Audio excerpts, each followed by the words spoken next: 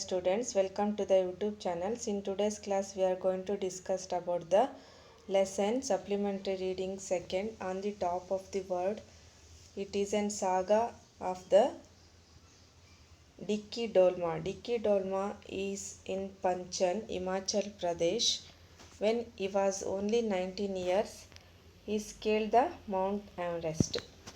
When Dicky Dolma lost her mother, she was only 11 years old. She lost her elder brother too. From her childhood, Dolma had been fascinated by the grandeur of the snow-capped peaks of the Himalayas. Her home in Panchan was surrounded by the beautiful mountain peaks.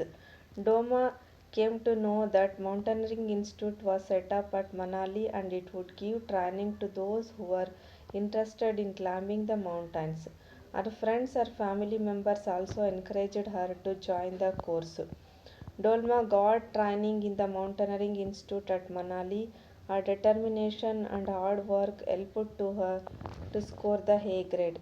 She believed that success always follows dedication, determination, and hard work. She used to practice 4 hours every day before the task of scaling the Mount Everest. So, mountaineering is a thought spot. This thought ever comes to me, it is my zeal for the work. Seeing peaks in second nature to me. I have never been scaled when it comes to hard work always, says the Dolma. Let us see the continuation of the lesson on the top of the word.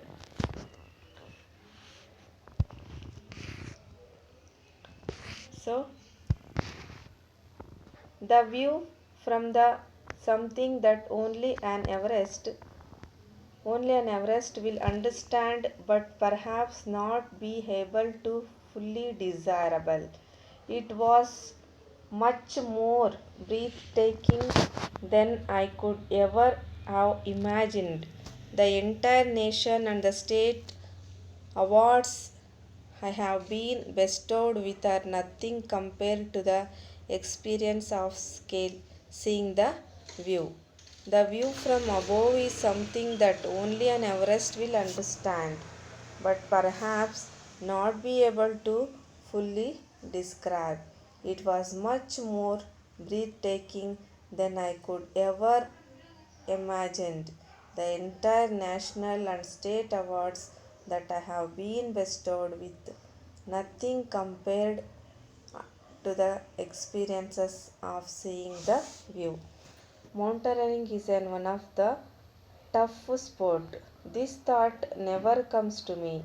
It is my zeal of the work. Seeing peaks is the second nature to me. I have ever never been scared when it comes to hard work, says Dolma. Dolma ಇಲ್ಲಿ ಹೇಳ್ತಾ ಇದ್ದಾರೆ ಮೌಂಟನರಿಂಗ್ ಏರ್ತಕ್ಕಂಥದ್ದು ತುಂಬ ಕಷ್ಟವಾಗಿದ್ದಂತಹ ಒಂದು task ಆಗಿದ್ರೂ ಕೂಡ ನಾನು ಅದನ್ನು ಯಾವತ್ತೂ ಕೂಡ ಕಷ್ಟ ಅಂತ ಅಂದ್ಕೊಳ್ಳಿಕ್ಕೆ ಹೋಗಲಿಲ್ಲ. Because it is a zeal of my life. ಅದು ನನ್ನ ಜೀವನದ ಗುರಿಯಾಗಿತ್ತು. ಅದನ್ನು ಸಾಧಿಸೋದೊಂದೇ ನನ್ನ ಗುರಿಯಾಗಿತ್ತು. ಸೊ 1993 ಮೇ 10ರಲ್ಲಿ ಅತ್ಯಂತ ಕಡಿಮೆ ಚಿಕ್ಕ ವಯಸ್ಸಿನ ಮಹಿಳೆಯಾಗಿ ಮೌಂಟ್ ಎವರೆಸ್ಟನ್ನು ಸಕ್ಸಸ್ಫುಲ್ಲಾಗಿ ಆಕೆ ಏರ್ತಾಳೆ.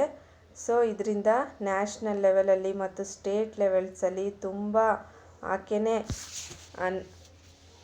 ಆಕೆಯ ಅನುಭವಕ್ಕೆ ಬರುವಷ್ಟು ಒಂದು ಎಕ್ಸ್ಪೀರಿಯೆನ್ಸು ಅನುಭವ ಆಕೆಯ ಒಂದು ಜೀವನದಲ್ಲಿ ನಡೆಯುತ್ತೆ. ಬೇಕಾದಷ್ಟು ಅವಾರ್ಡ್ಸ್ಗಳು, ಪುರಸ್ಕಾರಗಳು ಆಕೆಗೆ ರಾಷ್ಟ್ರೀಯ ಮಟ್ಟದಲ್ಲಿ ಮತ್ತು ರಾಜ್ಯ ಮಟ್ಟದಲ್ಲಿ ಕೊಟ್ಟು ಗೌರವಿಸಲಾಗುತ್ತೆ.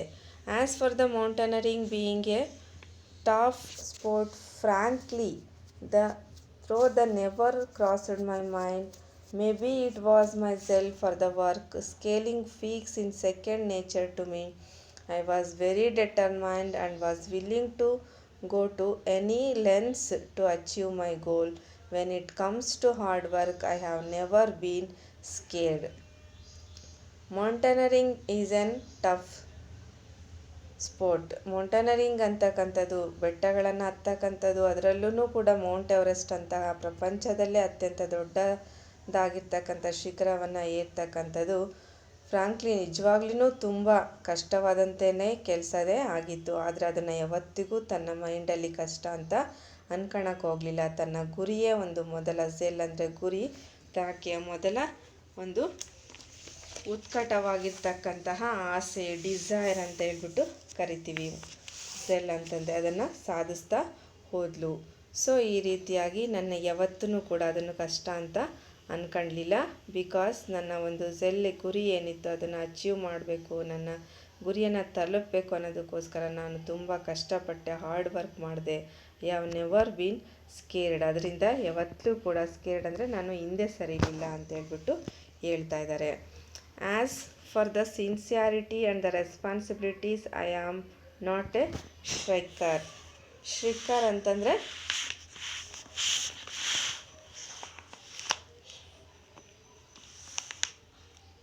ಶ್ರೈಕರ್ ಅಂದರೆ ಏನಂದರೆ person running away from the risk or responsibility. ಅಂದರೆ ತನ್ನ ಕರ್ತವ್ಯದಿಂದ ಹಿಂದೆ ಸರಿತಕ್ಕಂಥವ್ರನ್ನ ಶ್ರಿಕ್ಕರ್ಸ್ ಅಂತ ಹೇಳ್ತಾರೆ. ಈಗ ತಮಗೇನಾದರೂ ಒಂದು ಕೆಲಸ ಇರುತ್ತೆ, ಅದು ಅವ್ರ ಕರ್ತವ್ಯ ಆಗಿರುತ್ತೆ ಮಾಡಬೇಕಾಗಿರೋದು, ಅದನ್ನಂದ ತಪ್ಪಿಸ್ಕೊಳ್ತಕ್ಕಂಥದ್ದು. ಸೊ ಅದನ್ನು ಶ್ರಿಕ್ಕರ್ ಅಂತ ಕರೀತಾರೆ. So in fact the early hardship of the life and helped me realise that success always follows hard work and dedication. In my quest for the Everest, I used to practice 4 hours daily.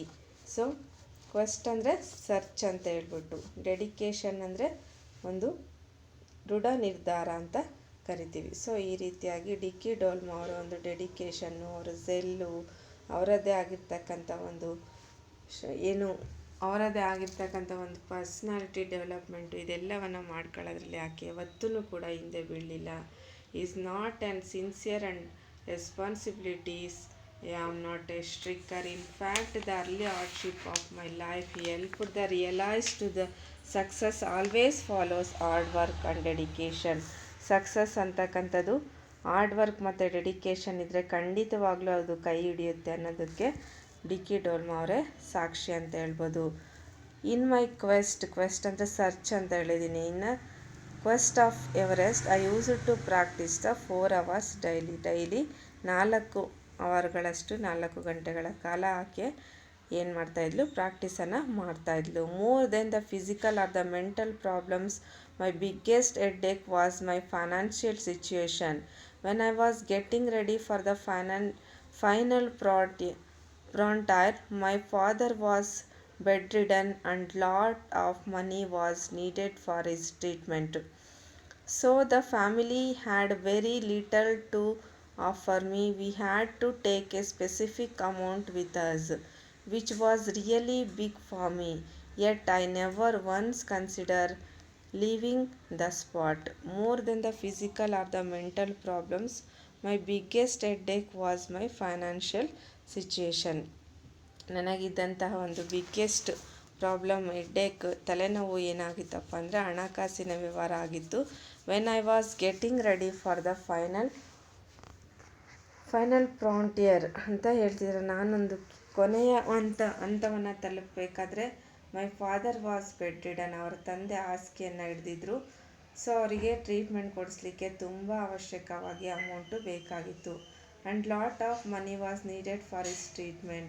So the family had very little to offer me. ಅದಕ್ಕೋಸ್ಕರ ಫ್ಯಾಮಿಲಿಯಿಂದ ತುಂಬ ಕಷ್ಟಪಟ್ಟರು ಅಂತ ಹೇಳ್ತಿದ್ದಾರೆ. We had to take a specific amount with us which was really big for me.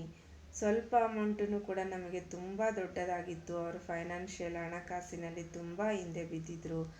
ಏನೂ ಕೂಡ treatment ತಂದೆಗೆ ಕೊಡಿಸೋದಕ್ಕೆ ಆಗಿರಲಿಲ್ಲ. ಅಂತಹ ಒಂದು ಪರಿಸ್ಥಿತಿಯಲ್ಲಿ ಅವರು ತಲುಪಿದ್ರು ಅಂತ ಹೇಳ್ತಿದ್ದಾರೆ.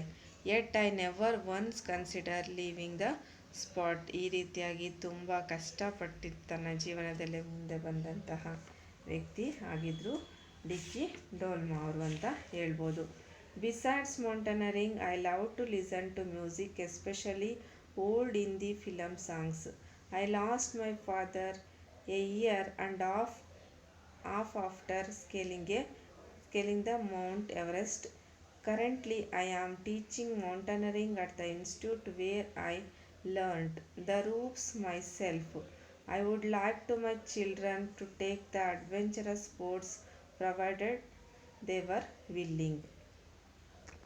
ಸೊ ಆಕೆ ಮೌಂಟ್ ಎವರೆಸ್ಟನ್ನು ಏರಿ 1 ವರ್ಷದ ಒಳಗೇ ತನ್ನ ತಂದೆಯನ್ನು ಕೂಡ ಕಳ್ಕೊಳ್ತಾರೆ. ಅವರಿಗೆ ಯಾವುದೇ ಅವ್ರಿಗೆ ಬೇಕಾದಂತಹ ಒಂದು ಟ್ರೀಟ್ಮೆಂಟನ್ನು ಅವ್ರ ಕೈಲಿ ಕೊಡಿಸ್ಲಿಕ್ಕೆ ಆಗೋದಿಲ್ಲ because of our financial problem. Besides mountaineering I love to listen to music.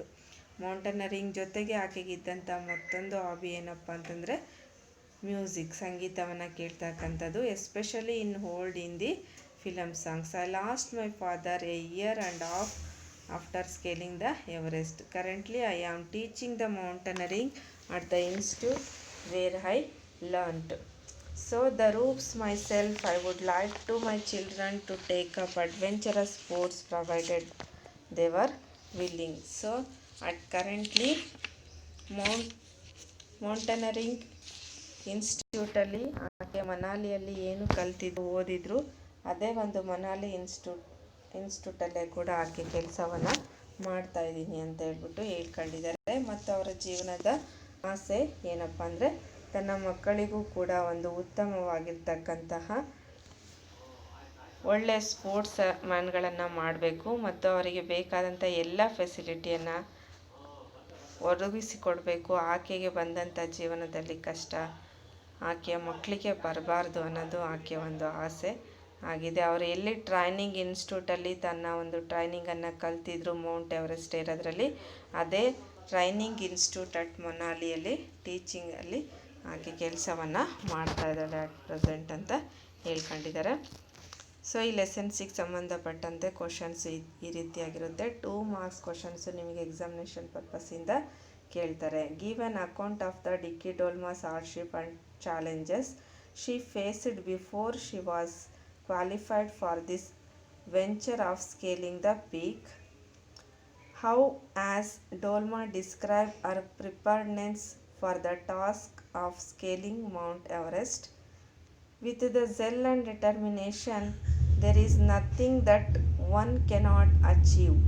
What else do you think are necessary to achieve? Besides zeal and determination, have a discussion in the classes. Narrate the adventurous stories of the Dicky Dolmas in your own words. These are the questions regarding the lesson on the top of the word.